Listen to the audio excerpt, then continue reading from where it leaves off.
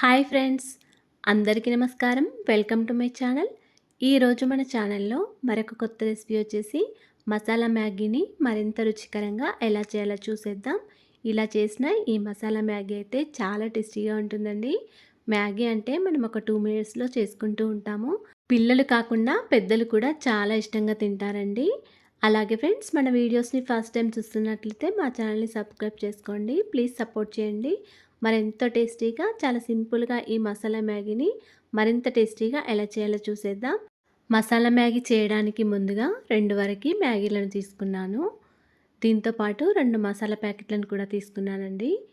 తర్వాత కొన్ని వెజిటేబుల్స్ కూడా ఇలా కట్ చేసుకొని పెట్టుకున్నాను. వెజిటేబుల్స్ వచ్చేసి ఒక చిన్న టమాటా, కొన్ని క్యాప్సికమ్ ముక్కలు, ఒక మీడియం సైజ్ ఆనియన్, ఒక 2 వరకు పచ్చిమిర్చి, ఒక 4, 5 వరకు వెల్లుల్లి రెబ్బలు, కొన్ని క్యారెట్ ముక్కలు. వెల్లుల్లి రెబ్బలైతే పొట్టు తీసేసి సన్నగా తరుక్కొని పెట్టుకోవాలండి. తర్వాత స్టవ్ ఆన్ చేసుకొని ఒక గిన్నెలో ఒక 2 గ్లాసుల వరకు వాటర్ వేసుకోవాలి. ఇలా వాటర్ వేసుకున్న తర్వాత దీనిలో కొద్దిగా సాల్ట్ వేసుకోండి.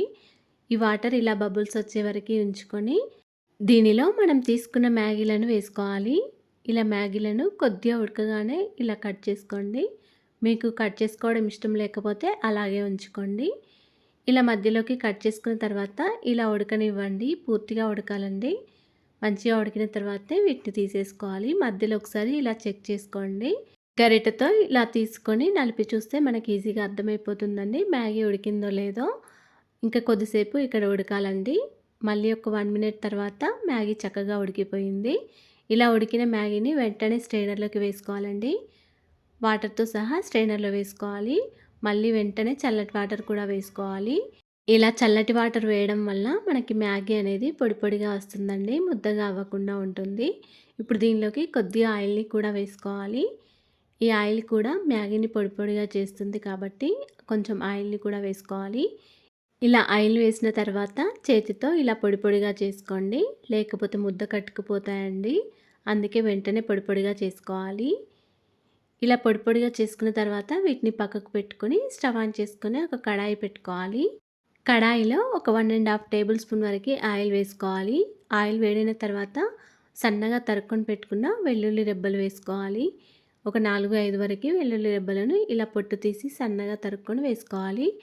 తర్వాత ఉల్లిపాయలు, పచ్చిమిర్చి, క్యారెట్ ముక్కలు, క్యాప్సికమ్ ముక్కలు అన్నీ కూడా ఒకదాని వెనుక ఒకటి వేసుకుంటూ ఉండాలండి. ఇలా క్యారెట్ ముక్కలు కొద్దిగా ఫ్రై అయిన తర్వాత క్యాప్సికమ్ ముక్కలు వేసుకోవాలి. ఇలా అన్ని వెజిటేబుల్స్ వేసిన తర్వాత కొద్దిసేపు ఇలా మూత పెట్టుకొని ఉంచుకోండి. ఇవి కొంచెం ఫ్రై అవ్వాలండి. ఇవి ఫ్రై అయిన తర్వాత టమాటాలు కూడా వేసుకోవాలి. ఇలా టమాటా ముక్కలు వేసిన తర్వాత మొత్తం అంతా ఒకసారి కలుపుకొని మళ్ళీ కొద్దిసేపు మూత పెట్టుకొని ఉంచుకోవాలి. స్టవ్ని సిమ్లో పెట్టుకుంటూ మనం వేసిన వెజిటేబుల్స్ అన్నీ చక్కగా ఉడికే వరకు ఫ్రై చేసుకోవాలి. ఇప్పుడు దీనిలోకి మనం తీసుకున్న మసాలా మ్యాగీ ప్యాకెట్లను కూడా వేసుకోవాలండి.